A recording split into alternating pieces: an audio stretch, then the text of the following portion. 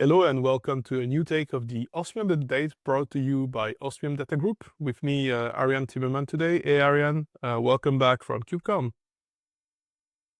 Thanks, Max.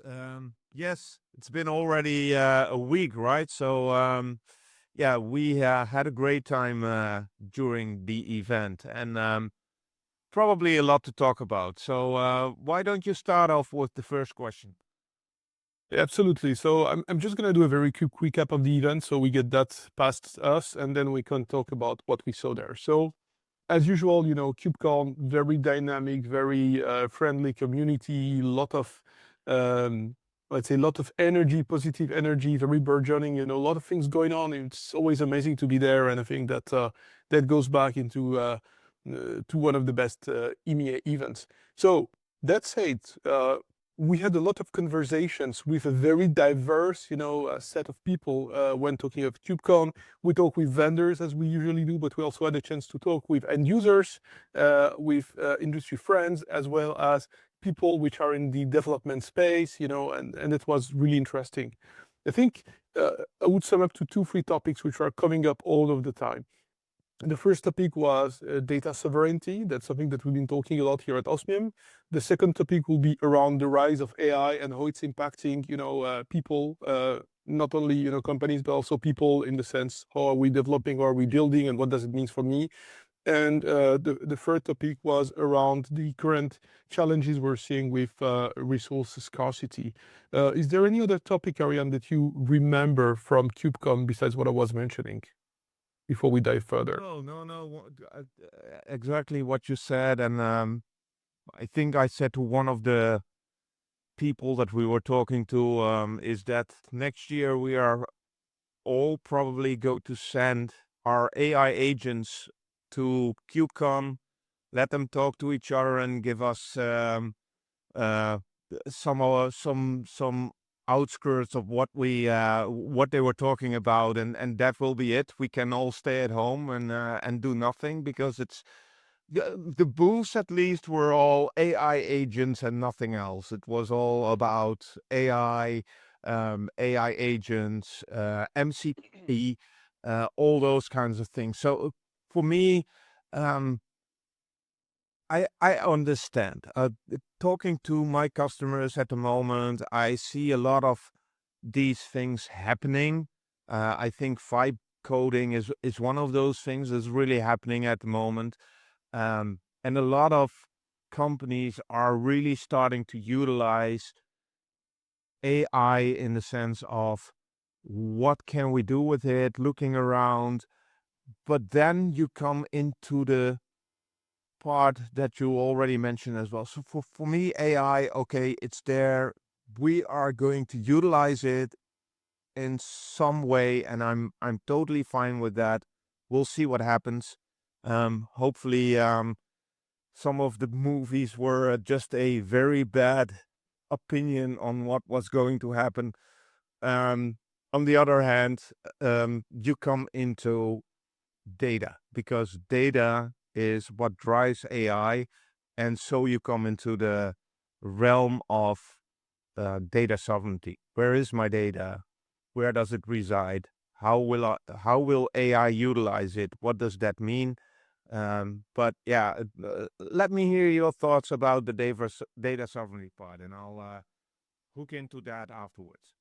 Yeah, just shortly, I was up until very late yesterday. I mean, it was close to midnight because I was experimenting with vibe coding, some tiny app I'm trying to build, locally, and working with even with the latest, cloud model was super frustrating anyway. So I'll just put it here, right? So one of the things before I get to that, one of the discussions we had with one of the guys was a developer company from Ukraine, is that they're seeing, more and more clients adopting AI, and then they're seeing that it's harder for them to, provide people. But there's the whole challenge of validating my code, making sure that what is being written by the AI is properly optimized and so on. So the whole review process, even if you say that your AI is going to review what the other AI has been writing, is still something, right? So very briefly, I think that we are into a kind of a run against time between humans, companies that have to keep paying their people and build stuff, versus companies which have poured billions and billions and billions and billions into this industry. And is the thing, who's going to crash first, right? Are the companies, the humans, going to run out of time to be able to earn a living and pay, or are these companies going to crash because they're not able to demonstrate that they have enough revenue? But that said, back into data sovereignty, I think that you're absolutely right. I think this was one of the most meaningful conversations. We've had this discussion with a bunch of vendors. We talk with Nutanix, we talk with Emma, we talk with all others, about that team here. And what is key remains, understanding your data properly and having the ability to orchestrate what you're placing where. That's why the discussion with Emma was very important. I think you summed it all. It's just understand what you have, understand what your policies have, make sure that you are properly compliant, and then start implementing that into effect. The sovereignty is, of course, one of the aspects, one of the parts, but you can benefit from a lot of other, side effects when you understand your data, and it goes to properly optimizing where you're placing it, how much you're paying for it, where it goes into cloud, does it goes into a public cloud, like one of the free American hyperscalers, or are you looking at regional, capabilities? So, I mean, in a sense, and trying to make it short because we're nearly half time now, anything you want to say on your side about data sovereignty again? Oh, absolutely. I think data sovereignty, and I told you a couple of times, and I'm talking to other people as well, on what does data sovereignty mean? And for me, data sovereignty actually means data strategy, because you need to have a strategy on not only your data, by the way, it's data, but it's applications as well, because And even infrastructure. And even infrastructure, it's the whole range, right? yeah, yeah. You could say it's technology and data strategy, something like that, right? Yeah, I think the Italians have a much better word for technology, but it's Technology, yeah. but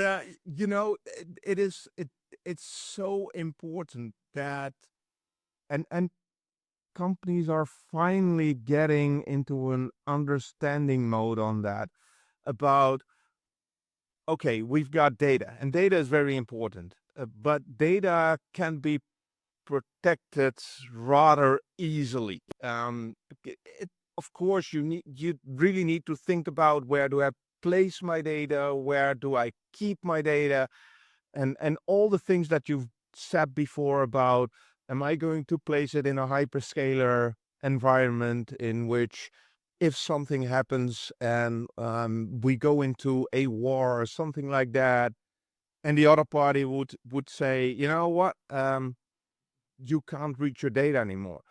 Um, what does that mean? And how have you protected your data? But that's about the protection of your data. Where am I going to put it? Where am I going to put a copy of it? All those kinds of things. But then tons and tons of companies are moved into Office 365. What happens in the same scenario? We can say, okay, we've got our data, but then again, what about the applications?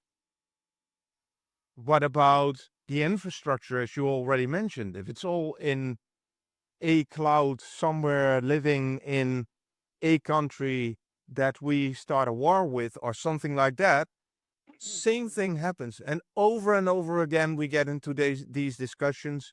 And over again, I think it's all about strategy on your landscape, your IT landscape. How am I going to survive a big crash, whatever way possible?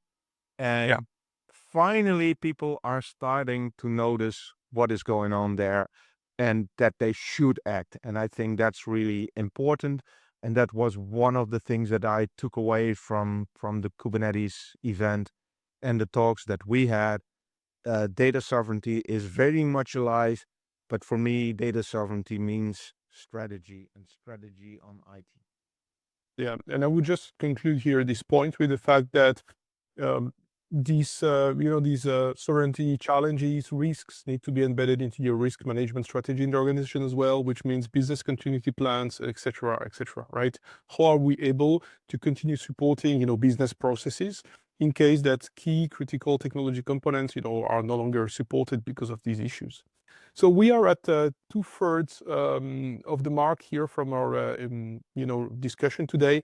The other topic we had was around this challenge of shortages on memory, anything storage, and that goes to really anything storage. Could be all tiers of flash, could be even hard disks. On that, there are a couple of things I want to mention before we continue the discussion together. We have an article which went out from I think IT Pro in the United Kingdom, where we were very kindly mentioned. So props to them and our friends at Africoms for the opportunity. We will put the link here below the video.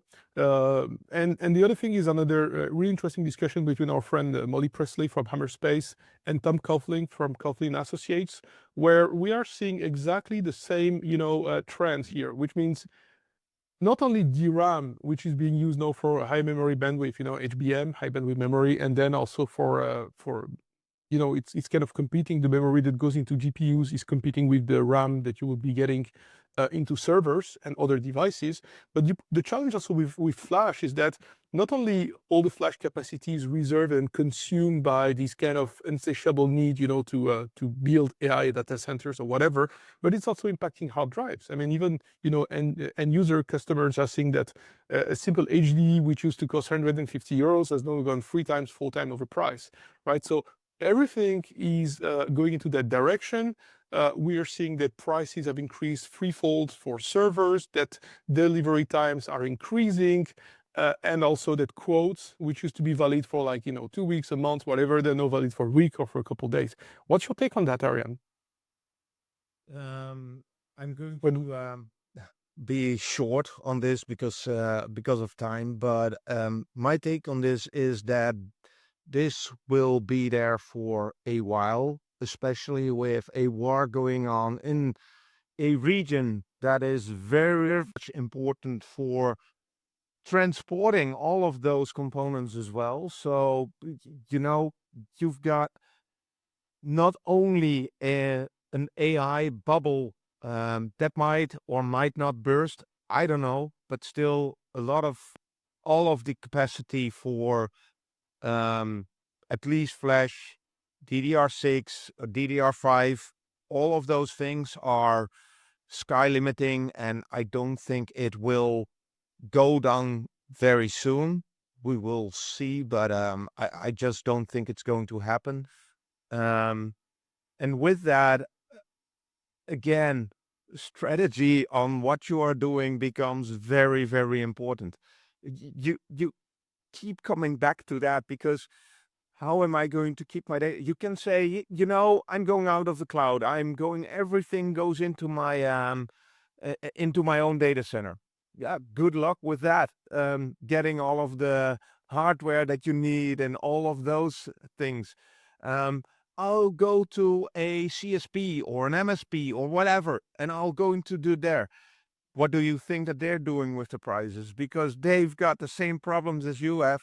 And if hundreds of companies are coming that they want to move into their data center, they have the same trouble. So it's over and over again, it keeps coming back to strategy. So for me, that's going back to what we've had before. And I'm going to close on that because I don't think it's going to change very soon. And because of that, we need to have data strategy. All right. So thank you very much, Arjan. I think we have roughly a minute left, so I want to thank you for your time and for the insights here. I would like to tell our listeners here to have a look at our YouTube page and our LinkedIn page. Follow us to get more insights. We're going to share the links. We also want to point out that we have a paper which is available for free on data sovereignty strategies on our website. We'll put the link again in the comments, and you can always check up our free data protection market research that we released in September. I think it's really a great piece and it has a very, very strong angle on MEA and data strategy. So have a look at that. We thank you very much for your time, and we wish you an excellent week, and see you soon for another Osmium update. Thanks, Arjan. Thank you.